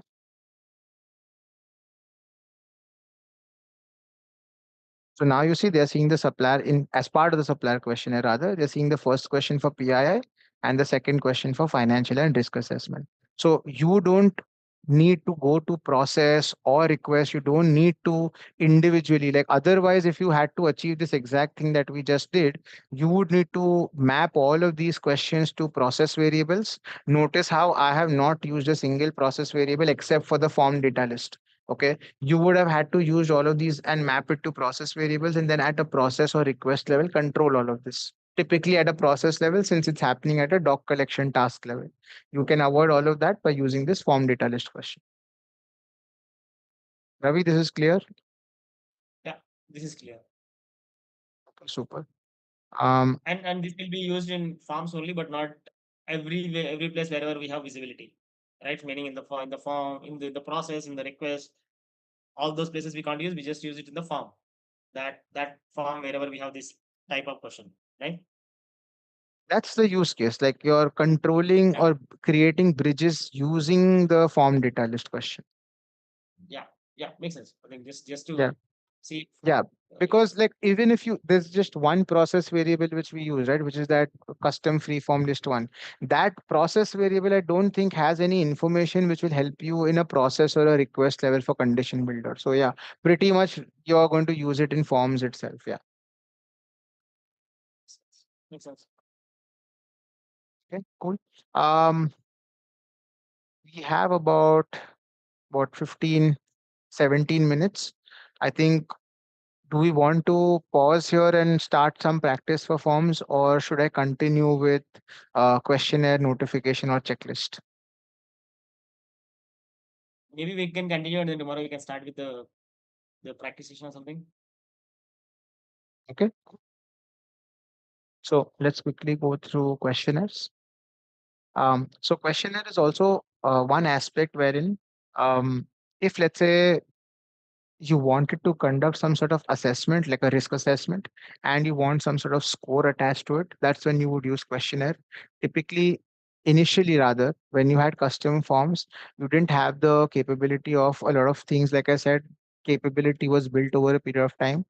So questionnaire, of course, was a separate section altogether. When you click on add new, you'll notice, like, let's say we give it a questionnaire as risk assessment and create. You can add questions. Again, you see all of these different question types. Typically, if you're using this more from a risk assessment standpoint, then this is where you would add a lot of your yes, no questions. And based on those yes, no questions, you can then also have API recipes linked to it, which is helping you actually go ahead and create or calculate a score. Okay. So it's not something that needs to be set up as a questionnaire only, can be a custom form as well. But this is originally intended from that sense, wherein you are able to add all of these yes, no questions and then create like a risk assessment which you're using. But yeah, it can be achieved through you creating a custom form and creating all of these as yes no questions as well. So that's use case for questionnaire. But the questionnaire questions are having the sequence number attached to it, right? So Correct. that's something we don't have it in the normal forms.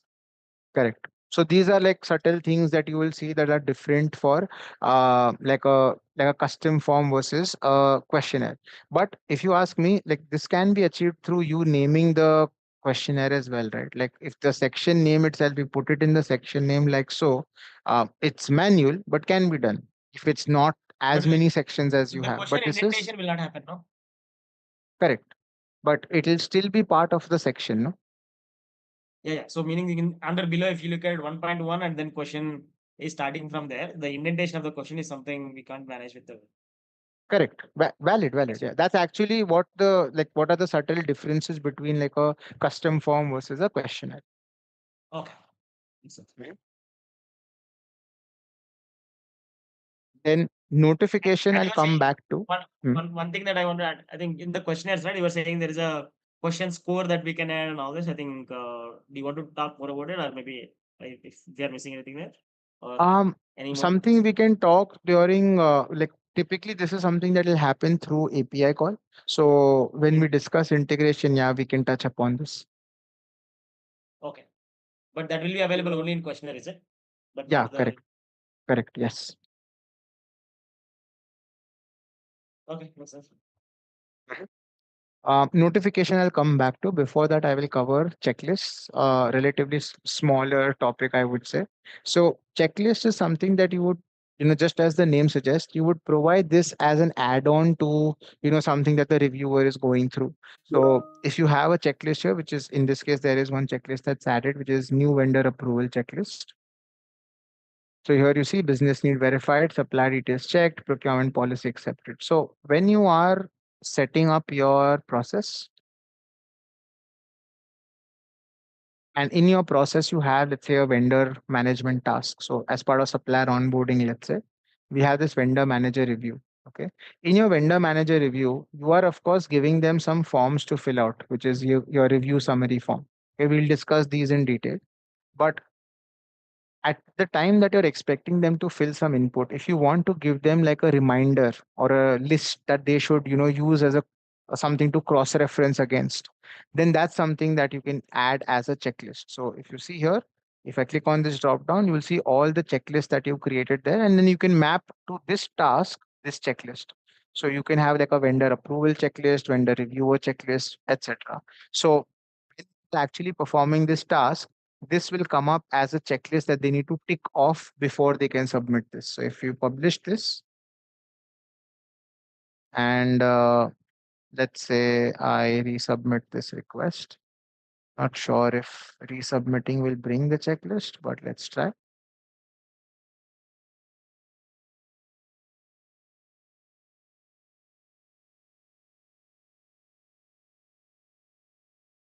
Acting as the vendor manager review.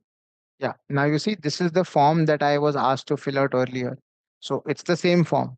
That's not changed, right? But if I save this and go back, this is where you see the checklist, where I need to actually tick off these items before I submit. If I don't tick off a particular item, you see, it says checklist needs to be completed. So it's like a fail safe or something that you're reminding to the reviewer that, hey, you completed these checks, that you checked whatever the requester has filled out against these things, and then you're okaying this basically.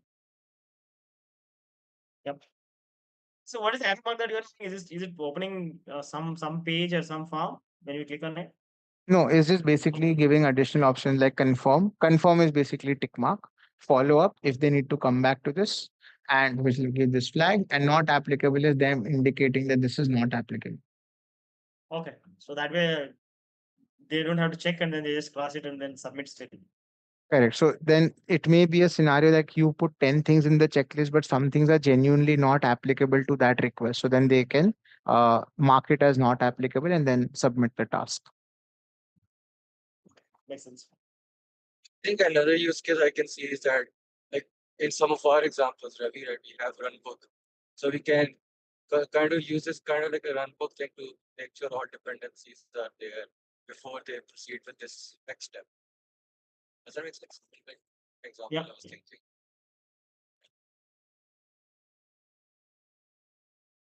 Actually, in the phase 0, there was a requirement around this where they wanted something to be checked whether they are done with. I think this checklist kind of a requirement. I think they were talking about very initially, and then but again, it didn't materialize. But again, good to know now that there is a checklist option. Okay.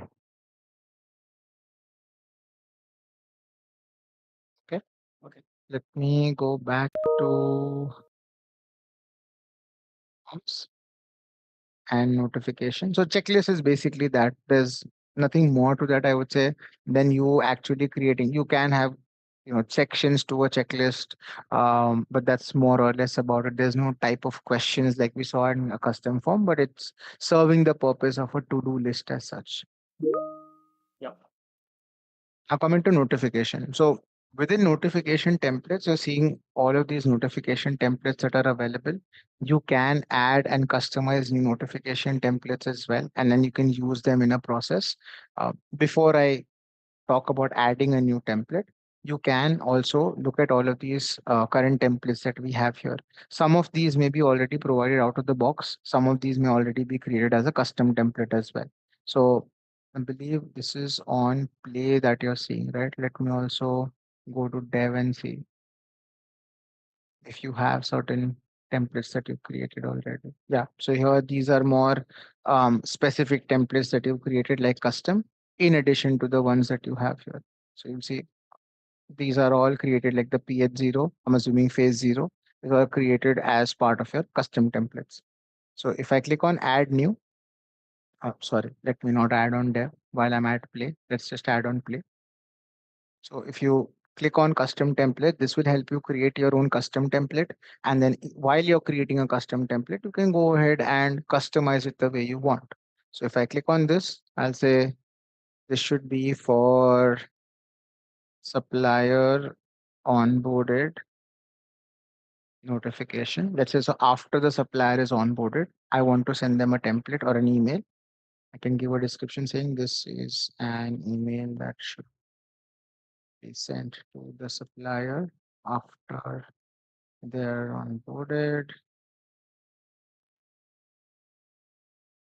Email template, yeah. Not selecting program or owner.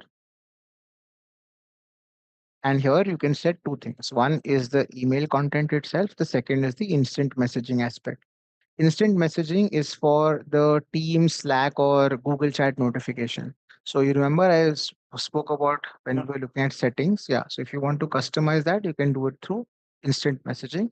But mainly if you're sending out emails, say, you can add a subject, you can add body, you can add additional parameters, instructions, or footer. Okay, and even attachments. So subject is basically how you customize your subject line. So you can say supplier, or you can say thanks, congratulations, you're successfully onboarded. Okay, you can go ahead and add process variables as well. Now on the right, what you see is a list of variables first. These list of variables are something that you can use when you're creating your template. So subject is fine if you want to keep it generic, but if you say talk about body, right, for example, and you want to add more information here, one is of course you can add your image, you can add your logo as well. And then here in the body, you can say, okay, for XYZ category, we successfully onboarded you for XYZ category for so and so, contract amount if the contract is signed by then, etc. So whichever process variable you're using from the right hand side, one thing you need to ensure is the time at which you're triggering this particular notification to the supplier at that point of time, or it could be internal as well. So at that point of time, the process variable should have that information, which means that that process variable should be part of your request. If it's not, then that process variable will not have any information. So that's up to you to kind of keep in mind. Like if you say PO number, but you really don't have a PO number as such, so then there's no information for it. So this is like a superset of all the process variables that you have that you can use. But based on what's available for that particular request and process, you need to use them here. So you can say I user now. In this case, let's assume that this is the supplier. So let me see if we have supplier name. Yeah, we have supplier contact name and email. So I'm going to copy this and just paste it here like so. So it'll dynamically bring the contact name and I can add my message. You have been onboarded. Or if you want to give them the category, then you can give them the category as well, so on and so forth. Basically, this is a huge list of process variables that you can use from. If you scroll down, you also have custom variables or process variables that you can use. Some task template variables as well, like attachments, forms included. So these could be things that have taken place after the request has been submitted. So for a specific task, for a specific task owner, who the task owner was, what was the name of the task, if this is like a task completion email, task initiation email, or task declined email, things like that, right? So you have all of these variables as well. Next to the variables itself, you also have rules available. Now, this rule is basically what we've seen so far, which is basically whether this notification should be always applicable or under certain specific conditions, right? So you can, within that particular section itself, you can apply a rule. So if you have multiple sections here or multiple sections within your email template itself, you can, control whether this should be sent always or conditionally should be sent. And then in test, you have the ability to send test emails to yourself to see how this email comes across. You don't really need to run an entire process to ensure that that particular notification is running or not. So in the rules section, right? I think we have rules based on question as well, right? So, but what is a field name that you should be using for the questions? It will basically be the questions that you link here. So if you say add text, let me add text here. Meaning for each section, we can put a field, is it? I will have to check as to how it will get the process variable Meaning or a attribute level question variable. or profile level attributes are maybe variables. I think we can understand. But at least a question: are we going to give a field names to these sections or questions? Something I don't know.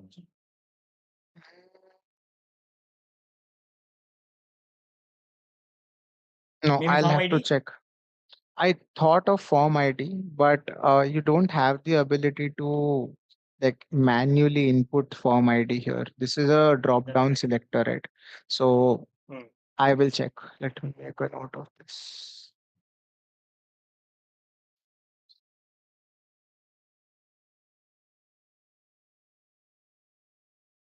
Hmm. Okay. And test we discussed. So yeah, that's basically how you're able to customize the notification. Now, even if you're testing, it's fine. But eventually, when you want to use it, for any task, right? So eventually, let's say for the supplier onboarding process, when the supplier gets notified, either you have a separate notification task itself that you are triggering to the supplier, or you could have a task that's completed, and then at that point of time, you're just from that task itself, you can also set up notifications. So if this is a specific notification that I'm setting up, you can say notifications, and then you can say email template. And this is where you should start seeing your email template that you've customized. So that's how you can link your task to that specific email template. And there's, of course, more fields here that you can customize. We'll discuss this when we get to the process side of things. And Yeah, makes sense. one more bit for notification as well. You can actually have certain files also attached here. So this is also very beneficial, right? Footer is fine, straightforward, but attachment is beneficial because if let's say there is some sort of small onboarding guide or step by step that you have or a QRG that you have for the suppliers, just as an introduction to Oro or how they can navigate, you can upload that as an attachment here, and this will be sent to them as part of the onboarded email notification. So it's good for them to also see that kind of content initially, just to get to grips with how to use and navigate across Oro. So something you can use. Yep. Okay, cool. I will pause here. We've not been able to go through practice scenario. So either we can start tomorrow with practice scenario, or we can take the same approach wherein I go through the training first for processes, and then we, at the end pause for forms practice, and then if we have time, then process practice as well. Yeah. Yeah. Yeah. Both options fine. I think Hmm. whichever works. Okay. Yeah. I think we'll take a call based on people that joined the call, because I think last time also we had people that were not part of the session. So didn't make sense for them to sit through the entire practice. So let's take a call based on who joins for the session. Based on that, we can either start with practice or start with process training and then move to practice at the end. Yep. All right, cool. Team, thank you so much for joining in. If you have any other questions, feel free to reach out. If not, we will discuss tomorrow. Yeah. Thank you, Josefa. And Thank you. thanks for accommodating the request on the farms data. So that's really helpful, and then it's powerful as well. Yeah, sure, no problem. Thank you so much for asking your questions. Yeah. Yeah. Thank you. Thank you. Bye bye. Bye.